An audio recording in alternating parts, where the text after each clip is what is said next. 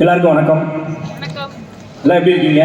Super. ஒரு சின்ன கேமோட ஆரம்பிச்சிடலாம், சரிங்களா? எல்லாரும் உம்முன்னு இருக்கீங்க, கோபமாக இருக்கீங்க மேலே. இருந்தாலும் ஒரு சின்ன கேமோட ஆடலாம். யார் வேணாலும் இதில் பார்ட்டிசிபேட் பண்ணலாம், ஓகேவா? சிம்பிள் தான். உட்காந்த இடத்துல இருந்தே நம்ம பண்ண போகிறோம். நான் 1 அப்படின்னு சொன்னேன்னா நீங்கள் ஒரு தடவை கை தட்டணும், சரியா? 2 அப்படின்னு சொன்னேன்னா 2 தடவை கை தட்டணும். 3ன்னு சொன்னா யாரும் கை தட்டக்கூடாது. மறுபடியும் சொல்கிறேன், 1 அப்படின்னு சொன்னா ஒரு தடவை கை தட்டணும், சரியா? 2 அப்படின்னு சொன்னா 2 தடவை கை தட்டணும். 3ன்னு சொன்னா யாரும் கை தட்டக்கூடாது, ஓகேவா? ஆடலாமா? குழந்தைங்க, பேரண்ட்ஸ் யார் வேணாலும் பார்ட்டிசிபேட் பண்ணலாம். ரெடியா? ரெடி? 2 1 1 2 1 3. சூப்பரு, சிறப்பு. நீங்க அவுட். சரி, இன்னொரு தடவை ஆடலாமா? 3. சரி, லாஸ்டா ஒரு தடவை, ஓகேவா?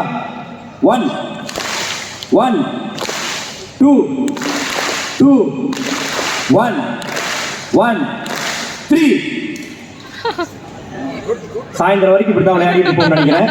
போதும், இதோட முடிச்சுக்கலாம். ஓகே, சும்மா ஒரு ரெஃப்ரெஷ் பண்ணுறதுக்கான ஒரு இதுதான், ஒரு ஆடியன்ஸை வந்து நம்ம பக்கம் திரும்ப வைக்கிறதுக்கான. ஏன்னா அங்கங்கே அவங்கவுங்க நிறைய வேலையில் இருப்பாங்க. அதனால் ரொம்ப சந்தோஷமான ஒரு டைம் உங்களோட டைம் ஸ்பெண்ட் பண்ணுறது. அதாவது வந்து நான் வந்ததெல்லாம் வந்து நான் படித்தது வளர்ந்தது எல்லாமே என்னோடய கிராமம் தான். தேனிக்கு பக்கத்தில் சுக்காங்கல்பட்டின்னு ஒரு அழகான கிராமம். அங்கேருந்து தான் நான் வந்தேன். என்னோட ஸ்கூலிங்கெல்லாம் பார்த்தீங்க அப்படின்னு சொன்னால் ரொம்ப வித்தியாசமான ஒரு அனுபவம் தான். ஏன் அப்படின்னா என்னுடைய பேக்ரவுண்ட் என்ன அப்படின்னு பார்த்தீங்கன்னா வந்து ஃபார்மிங், விவசாயம் பண்ணுறது தான் எங்கள் இது. எங்கள் பேரண்ட்ஸ்லாம் என்ன பண்ணுவாங்கன்னா, காலையில் எங்களை அனுப்பிச்சி வச்சுட்டு அதுக்கப்புறம் விவசாய வேலைக்கு அவங்க போயிடுவாங்க. அதுக்கப்புறம் நாங்களே எங்களை பார்த்துக்கிட்டு நாங்களே வளர்ந்துப்போம். எங்களை பொறுத்த வரைக்கும் எப்படி அப்படின்னு சொன்னால், எங்களை வந்து ஸ்கூல் வந்து பாதி வளர்த்துச்சு. அப்பா அம்மா பாதி வளர்த்தாங்க. மீதி இருக்கிறத எங்கள் ஸ்கூலும் இந்த சமுதாயம் மட்டும்தான் எங்களை வளர்த்தது. அனுபவம் நிறைய கற்றுக் கொடுத்தது. இங்கே வந்து சினிமா உங்களுக்கு தெரியும், எவ்வளோ போட்டி பொறாமை எல்லாமே இருக்கும். எல்லாத்தையுமே நம்ம கடந்து வர வேண்டியது இருக்கும். நம்ம ஒரு எட்டு வச்சோம் அப்படின்னு சொன்னால் நம்மளை வந்து ஏறி மிதிச்சுட்டு இன்னொரு போகிறவங்களுக்கு நிறைய ஆப்பர்ச்சுனிட்டிஸ். அதான் அதை சினிமா அதை தாண்டி வரணும்.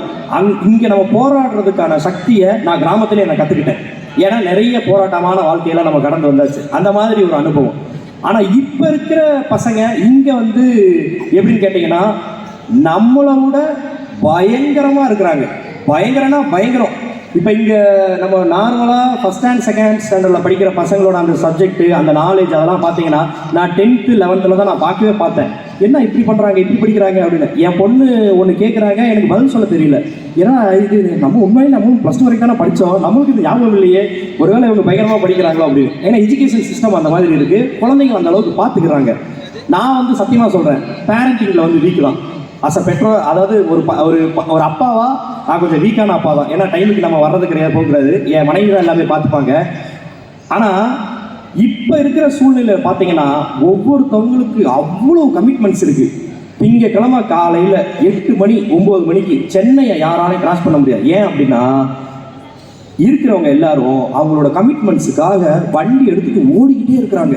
ஏன் அப்படின்னா எண்ட் ஆஃப் த டே எதுக்காக அப்படின்னா அவங்களோட குழந்தைங்களுக்காக. ஏன்னா அவங்க சம்பாதிக்கிறது, அவங்களோட கடமை எல்லாமே குழந்தைங்க தான். அவங்க சம்பாதிக்கிறது எல்லாத்தையும் எங்கே கொடுக்குறாங்க, எதுக்காக பண்ணுறாங்க அப்படின்னா அவங்க குழந்தை நல்லா இருக்கணும் அப்படின்றது ஒரு ஸ்கூலில் தான் கொடுக்குறாங்க. அப்போது அந்த ஸ்கூலுக்கு மிகப்பெரிய வந்து ஒரு கடமை இருக்குது. இந்த மாதிரி ஒரு முக்கிய நம்ம லைஃப்பில் நினைக்கிற மிகப்பெரிய கமிட்மெண்ட்டை அவங்கக்கிட்ட கொடுக்குறோம். அதை ஸ்கூல் நல்லா பார்த்துப்பாங்க அப்படின்னு. ஆனால் நம்ம தேர்ந்தெடுக்கிற ஸ்கூல் ரொம்ப முக்கியமானது. அந்த வகையில் சைத்தன்யா வந்து ரொம்ப பெஸ்ட்டு. ஏன் அப்படின்னு சொல்கிறேன்னு பார்த்தீங்கன்னா, நெக்ஸ்ட் இயரில் இருந்து, அதான் வர கம்மிங் அகாடமிக் இயரில் இருந்து நானும் சைத்தன்யாவில் ஒரு ஃபேமிலியாக தான் வருவேன். ஏன் அப்படின்னா என் பொண்ணை இங்கே தான் நான் சேர்த்துருக்கிறேன். மார்ச் அநேகமாக எப்போ இருந்து மேம் ஆரம்பிப்பாங்க? நெக்ஸ்ட் அகாடமிக் இயரில் வந்து நாங்கள் வந்துடுவோம். அநேகமாக எனக்கு தெரிஞ்சு நெக்ஸ்ட் ஆனுவல் டேல நான் தான் அந்த கூட்டத்தில் எங்கேயாச்சும் உட்காந்துருப்பேன்னு நினைக்கிறேன். அப்பாவா அந்த இடத்துல உட்காந்துருப்பேன். ரொம்ப ஹாப்பி. இங்கே வந்து எனக்கு ஜாயின் பண்ண வச்சிருக்கு. எனக்கு தெரிஞ்சிருச்சு, நாளே தெரிஞ்சிருச்சு மேடமோட ஸ்கிரிப்ட் எப்படி இருப்பாங்க அப்படின்னு சொல்லிட்டு ரொம்ப ரொம்ப சந்தோஷம். அதே மாதிரி நீங்கள் பேரண்ட்ஸாக ஒரு 3 விஷயம் உங்கள் குழந்தைங்களுக்கு ஈஸியாக கற்றுக் கொடுக்கணும்னு நினைக்கிறேன். என்ன அப்படின்னா, ஃபஸ்ட்டு விஷயம் மொபைல் ஃபோன். இந்த ஃபோனை தயவு செய்து கையில் கொடுக்காதீங்க. இது ரொம்ப, அதாவது எப்படின்னா, ஒரு பேனா மாதிரி தான். ஒரு பேனா வந்து ஒரு கவிஞர் கையில் கொடுத்தீங்க அப்படின்னு சொன்னால் அவங்க அழகாக அதை எழுதுவாங்க, கவிதை எழுதுவாங்க.